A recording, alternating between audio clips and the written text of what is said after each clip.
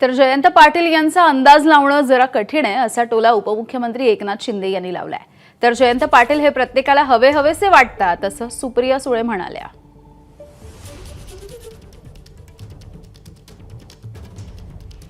जयंत पाटील हे अतिशय परिपक्व नेते आहेत।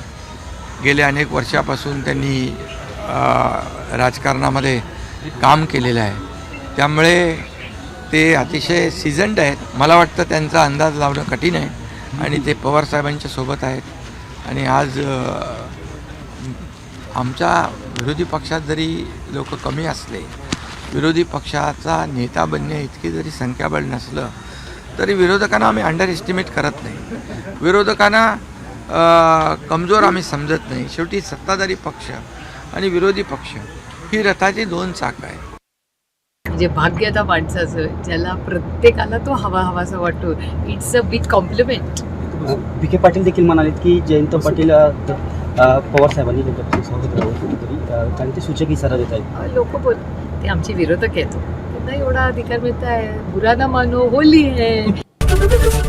एबीपी माझा, उघडा डोळे बघा नीट।